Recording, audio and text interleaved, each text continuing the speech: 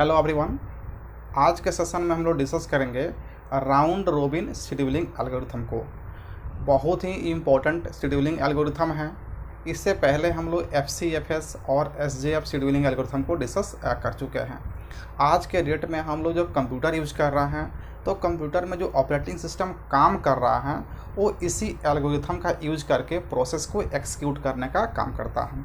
Actual में scheduling होता क्या है, इसका थ्योरेटिकल पार्ट हम लोग देख चुके हैं, जिसमें देखे थे कि राउंड रोबिन शेड्यूलिंग एल्गोरिथम जो है ना, टाइम क्वांटम यानी कि टाइम स्लाइस पर डिपेंड करता है, जिसमें कि जो भी प्रोसेस CPU एलोकेट होगा तो अपने टाइम इंटरवल में एक्सिक्यूट करेगा। अगर 2 यूनिट्स दिया है तो 2 यूनिट ही इसको एक्सिक्यूट करना होगा। अगर मान लीजिए कोई प्रोसेस है, यहाँ पे P5 नंबर है और इसको जो है ना 5 यूनिट एक्सिक्यूट करना है, 5 यूनिट एक्सिक्यूट करना है, तो इसको तो एक्सिक्यूट करना है एक बार में 2 यूनिट ही एक्सिक्यूट करेगा। तो इसमें से जब इसको CPU एलोकेट किया जाएगा तो 2 यूनिट एक्सिक्यूट करेगा, रिमेनिंग इसमें कितना बच जाएगा 3 यूनिट्स। तो फिर से जो है क्या है, रेडी क्यू में आकर के लाइन में लग जाएगा और फिर से 2 यूनिट कंप्लीट करेगा। तब 2 यूनिट कंप्लीट करेगा तो फिर यहाँ पे कितना बचेगा 1 यूनिट, और फिर से ये लाइन में आकर के लग जाएगा पीछे में।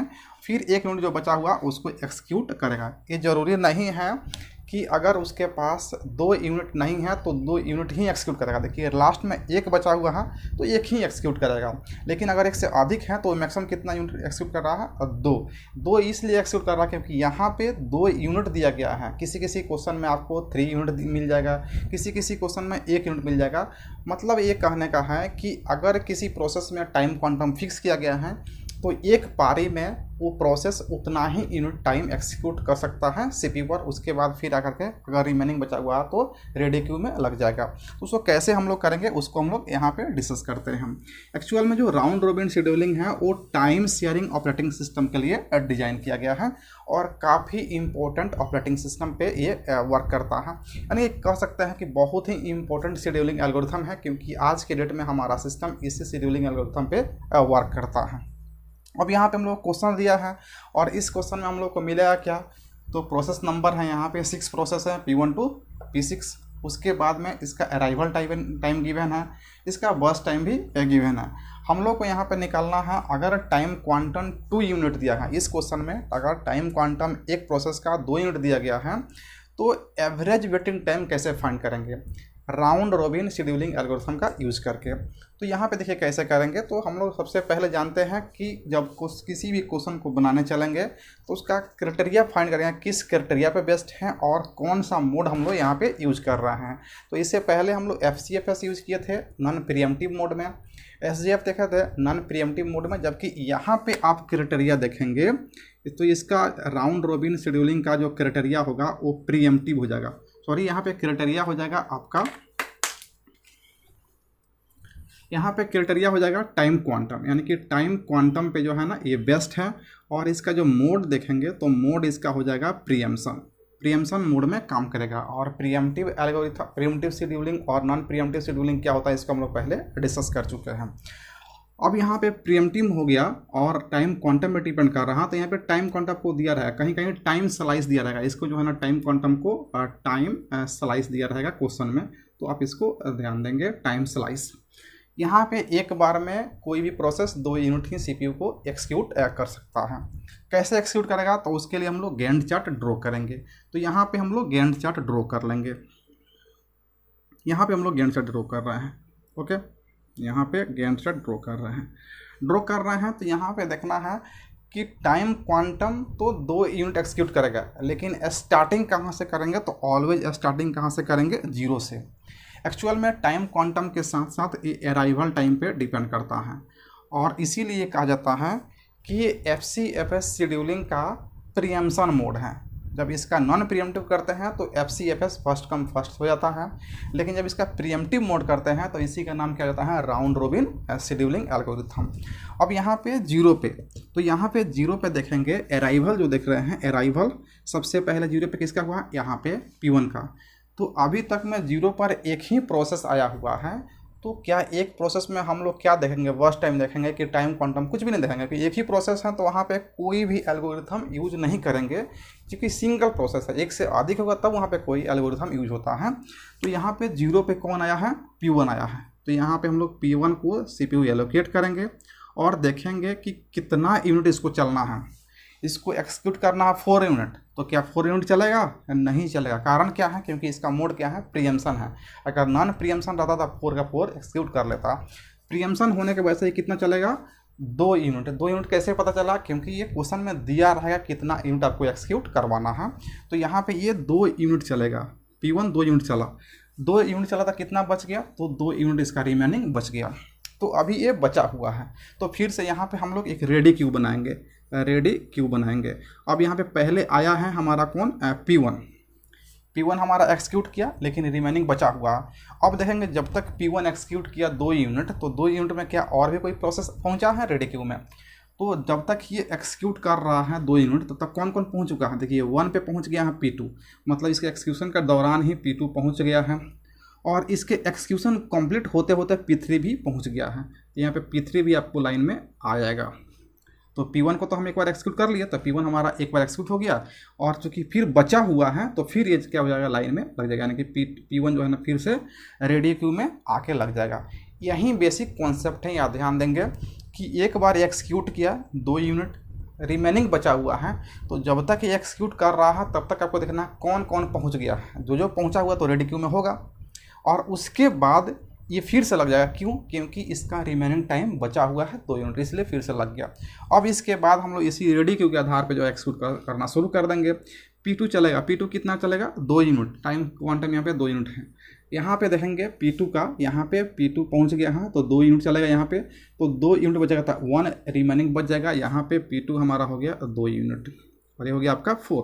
अब देखिए जब तक 4 यूनिट हो रहा है P2 एक्सिक्यूट कर रहा है, तो जब तक P2 एक्सिक्यूट कर रहा है तब तक कौन कौन आ चुका है 4 तक में? देखिए यानी कि P3 भी आ चुका है, P4 भी आ चुका है, और P5 भी आ चुका है। यानी कि ये तीनों प्रोसेस जो है ना एक्सिक्यूशन यानी कि रेडी क्यू में आ चुका है। कौन कौन? वो P3, P4 और P5। तो P3 तो पहले ही आ चुका है, तो यहाँ पे कौन आ गया? P4 और P5। तो यहाँ पे आपका हो जाएगा P4 P5। अब यहाँ पे P4 देखिए 4 यूनिट तक में P4 और P5 दोनों आ चुका है।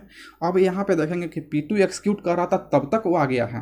क्या P2 और भी बचा हुआ रिमेनिंग? तो हाँ, एक बचा हुआ तो फिर से P2 जो है ना यहाँ पे लाइन में आपका P2 आ जाएगा रेडी क्यू में। क्लियर है? अब उसके बाद यहाँ पे P3 एक्सिक्यूट करेगा। P3 कितना एक्सिक्यूट करेगा? 2 यूनिट। तो क्या P3 आपका यहाँ पे 2 यूनिट है? नहीं, यहाँ पे एक ही यूनिट है, तो एक ही एक्सिक्यूट करेगा और ये कंप्लीट हो जाएगा। P3 यहाँ पे P3 एक्सिक्यूट हो जाएगा 1 यूनिट, और यहाँ पे हो गया आपका 5। अब यहाँ पे आपको ध्यान देने की बात है कि P3 जब तक एक्सिक्यूट कर रहा है, क्या कोई प्रोसेस आया है रेडी क्यू में? तो P3 एक्सिक्यूट कर रहा है 5 तक में, तो 5 तक में हाँ आ चुका है, P6 आ चुका है, तो P6 आपका रेडी क्यू में यहाँ पे आ गया। क्लियर है? अब इसके बाद P3 लाइन में लगने वाला है, यहाँ पे लगने वाला है, लेकिन यहाँ पे देखना क्या P3 रिमेनिंग बचा हुआ है? तो नहीं बचा हुआ, तो फिर से इसको रेडी क्यू में आने की आवश्यकता नहीं है, क्योंकि वो टर्मिनेट कर गया, उसका टास्क कंप्लीट हो गया। तो टर्मिनेट हो गया, तो उसको यहाँ पे फिर से लगाने की आवश्यकता नहीं है। क्लियर है? अब देखिए रेडी क्यू में अभी तक में सभी प्रोसेस आ चुके हैं, तो आप एक लाइन से एक्सिक्यूट कर दीजिए। यहाँ पे P1 को एक्सिक्यूट कर दीजिए। P1 कितना एक्सिक्यूट हो जाएगा? तो P1 कितना बचा हुआ? 2 यूनिट। तो 2 यूनिट यहाँ पे P1 चल जाएगा। P1 तो ये हो जाएगा आपका 7, और ये P1 अब खत्म हो गया। तो अब जो है P1 कंप्लीट कर ला अपना एक्सिक्यूशन, तो फिर से रेडी क्यू में वो नहीं आएगा, क्योंकि वो कंप्लीट हो गया, टर्मिनेट हो गया। लेकिन अगर और भी इसमें रिमेनिंग होता तो फिर से यहाँ पे लाइन में आ जाता रेडी क्यू में, लेकिन ये कंप्लीट हो गया। अब उसके बाद कौन बचा हुआ? देखिए P4, तो P4 को एक्सिक्यूट करेंगे यहाँ पे। P4 एक्सिक्यूट होगा, और P4 कितना है आपका? 2 यूनिट यहाँ पे एक्सिक्यूट करेगा, तो 2 रिमेनिंग बच जाएगा। तो यहाँ पे आगा हो गया 9, और यहाँ पे 2 रिमेनिंग बच गया। तो ये क्या फिर से रेडी क्यू में आएगा लाइन में? तो हाँ। क्या इसके बाद कोई और भी आ रहा? नहीं, तो सब कुछ आ चुका है, सारा आ चुका है। तो आपको जो है ना P4 फिर यहाँ से आपको रेडी क्यू में आ जाएगा।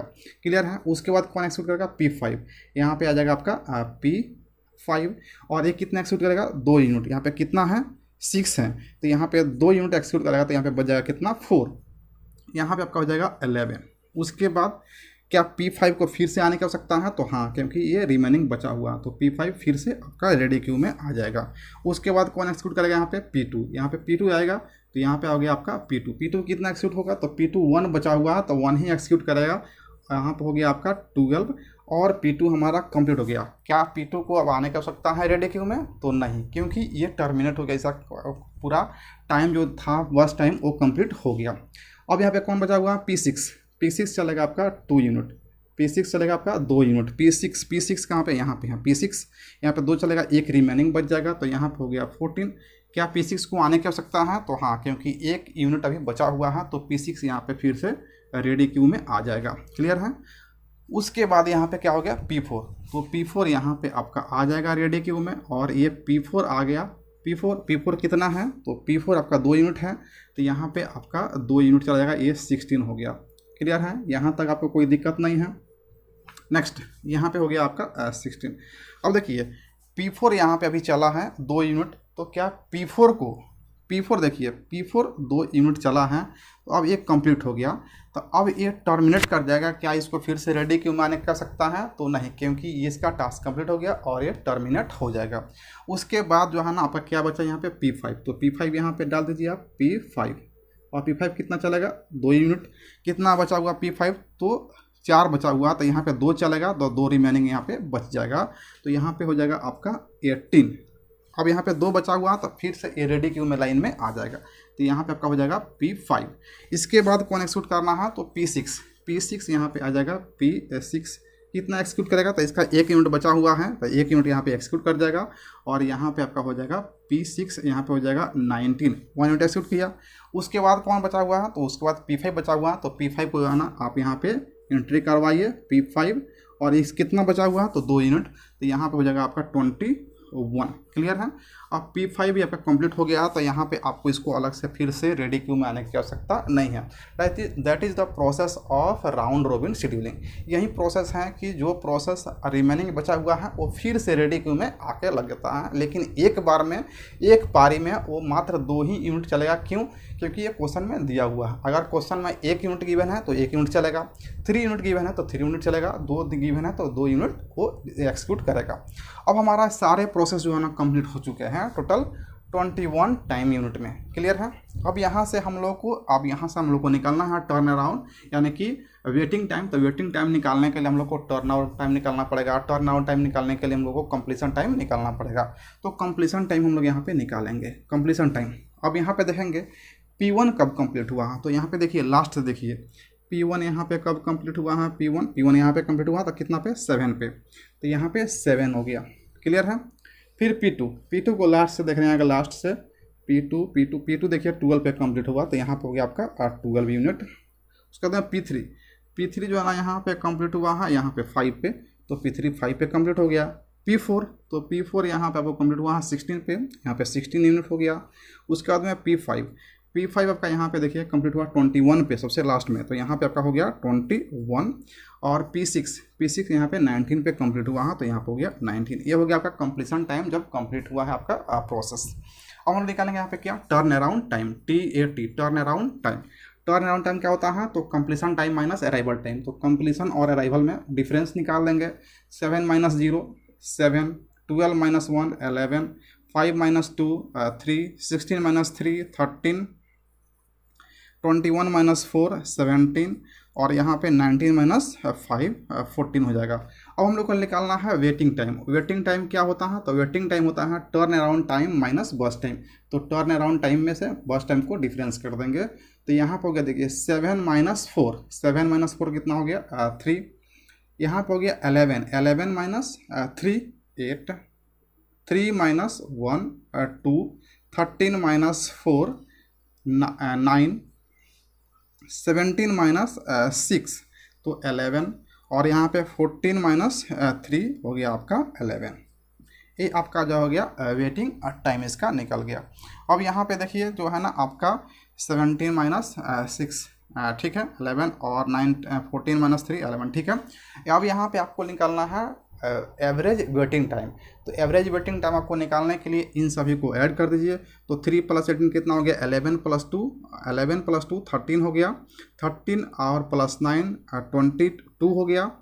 उसके बाद में 11 कितना हो गया? 22 कितना हो गया? 44। यहाँ पे टोटल हो गया 44। तो 44 एवरेज वेटिंग टाइम जब हम लोग निकालेंगे यहाँ पे, वेटिंग टाइम का जब हम लोग एवरेज निकालेंगे, एवरेज, तो हम लोग को हो जाएगा 44 डिवाइडेड बाई कितने प्रोसेस है टोटल प्रोसेस 6 है, तो 6 से यहाँ पे हम लोग डिवाइड कर देंगे और ये हमारा फाइनल आंसर हो जाएगा 6 7 जा 42, 6 7 जा 42, अब बच गया 2 पर 0, तो 6 3 जा 18, 6 3 जा 18 और फिर 6 3 जा 18। ये जो है आपका हो जाएगा एवरेज वेटिंग टाइम हो गया टर्न अराउंड शेड्यूलिंग एल्गोरिथम का।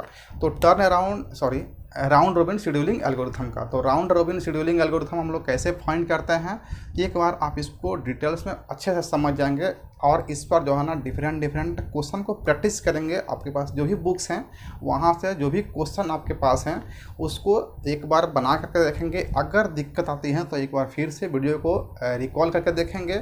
उसके बाद भी आपको दिक्कत आती है तो आप हमको पर्सनली मैसेज करेंगे व्हाट्सएप पे या टेलीग्राम पे, तो वहाँ पे फिर से इसको जो हम लाइव होकर के आपको